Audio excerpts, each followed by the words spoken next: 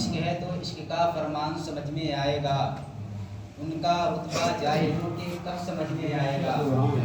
عشق ہے تو عشق کا فرمان سمجھ میں آئے گا، ان کا رتبہ جاہلوں کے کب سمجھ میں آئے گا۔ اور میری مانو مصطفیٰ سے عشق کرنا سیکھ لو، اس میں کتنا فائدہ ہے تب سمجھ میں آئے گا۔ اللہ کے ولیوں کو چھوڑ کر کہتے ہیں اللہ کو مانو، اللہ کے ولیوں کو چھوڑ کر کہتے ہیں اللہ کو مانو، قبر میں جب ڈنڈے پڑیں گے تب سمجھ میں آئے گا، قبر میں جب ڈنڈے پڑیں گے تب سمجھ میں آئے گا۔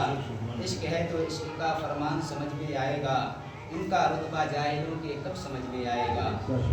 آج یہ حضرات میں نے ابھی جس آیت کریمہ کو اپنا عنوان سخن بنایا ہے، اس کی تعریف و تفسیر بیان کرنے سے بہتر اور مناسب سمجھتا ہوں کہ گنبد خضرا میں آرام فرمانے والے آقا، لمبے لمبے ہاتھوں سے دینے والے داتا، احمد مجتبی محمد رسول اللہ صلی اللہ علیہ وسلم کی بارگاہ مقدسہ میں جھوم جھوم کر کے خراج عقیدت پیش کریں۔ اللہم صلی علی سیدنا شفیعنا مولانا محمد وسلم، صلاۃ و سلام علیک یا رسول اللہ، صلاۃ و سلام علیک یا حبیب اللہ صلی اللہ تعالی علیہ وسلم۔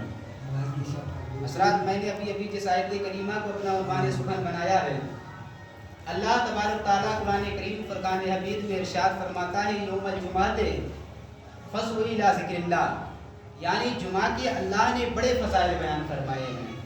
ہم اور آپ دنیا میں آ کر کے جمعہ کے فضائلوں کو نہیں سمجھ پا رہے ہیں کہ اللہ نے جمعہ کے فرائض میں سے کتنے فریضے ہمیں عطا فرمائے ہیں۔ یعنی اللہ تبارک تعالیٰ قرآن کریم میں ایک پوری سورت نازل فرماتا ہے جسے جمعہ بولتے ہیں، سورت جمعہ بولتے ہیں۔ اللہ فرماتا ہے یوم الجمعہ، یعنی جمعہ کا دن لوگوں کے لیے میں نے افضل قرار فرما دیا ہے۔ تو اللہ فرماتا ہے جمعہ کے دن فَاسْعُوا ذِكْرِ اللّٰہ، جیسے ہی تم اذان سنو تو دوڑو ذکر کی طرف۔ اب دوڑنے سے مراد کیا ہے کہ اذان ہو تو بس مسجد کی طرف چلے جاؤ۔ اللہ فرماتا ہے فَاسْعُوا ذِكْرِ اللّٰہ، یعنی تم دوڑو مسجد کی طرف اور اللہ کے ذکر میں مشغول ہو جاؤ، اللہ کے فرائض کو ادا کرنا شروع کرو۔ اللہ تبارک تعالیٰ نے ہمیں جمعہ کے لیے بہت فرائض عطا فرمائے۔ اللہ تبارک تعالیٰ ارشاد فرماتا ہے جمعہ کے دن جیسے ہی تم سوچ لو کہ کل جمعہ ہے تو آج سے تم تیاریاں شروع کر دو کہ ہمیں کل جمعہ پڑھنا ہے۔ اس لیے اللہ فرماتا ہے جو سب سے پہلے مسجد میں آتا ہے اور پہلی سب میں بیٹھتا ہے، مسجد میں سب سے پہلے آنے والے انسان کو اللہ تبارک تعالیٰ ایک اونٹ قربان کرنے کا ثواب عطا فرماتا ہے۔ سبحان اللہ، سبحان اللہ۔ اور جو دوسری سب میں یعنی پہلے انسان کے بعد جو دوسرا انسان آتا ہے اسے ایک بھیڑ قربان کرنے کا ثواب عطا فرماتا ہے، اور جو تیسرا انسان آتا ہے اللہ تبارک تعالیٰ اسے ایک بکرا قربان کرنے کا ثواب عطا فرماتا ہے۔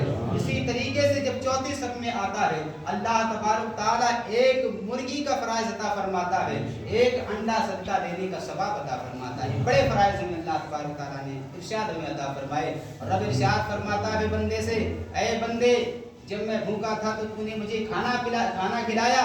جب انسان مرنے کے بعد قبر میں چلا جائے گا تو انسان سے فرشتے پوچھیں گے اور خود رب کائنات پوچھے گا، اے فلاں انسان جب میں بھوکا تھا تو تو نے مجھے کھانا کھلایا، جب میں پیاسا تھا تو کیا تو نے مجھے پانی پلایا؟ وہ انسان غافل عرض کرے گا، وہ غافل انسان کہے گا اے پروردگار عالم تو تو مالک حقیقی ہے، تو تو رب قدیر ہے، تو تو غفور الرحیم ہے، پھر تو کیسے بھوکا تھا، ہم تجھے کیسے کھانا کھلاتے؟ تو میرا رب ارشاد فرمائے گا، اے غافل انسان جب تیرے دروازے میں مانگنے والا سائل آیا تھا تو نے سائل کو گھر سے نکال دیا تھا، اسے کچھ نہیں دیا تھا۔ اس وقت وہ سائل اپنی صدا میں نہیں پکار رہا تھا بلکہ میں خود پکار رہا تھا کہ مجھے کھانا چاہیے۔ تو نے سائل کو بھگایا، گویا تو نے مجھے اپنے دروازے سے بھگا دیا۔ یعنی رب ارشاد فرماتا ہے اگر کوئی انسان مانگنے والا گھر کے دروازے میں آ جائے تو اسے چند پیسہ دے دیا کریں تاکہ تمہیں اللہ تبارک تعالیٰ قربانی کا ثواب عطا فرمائے گا۔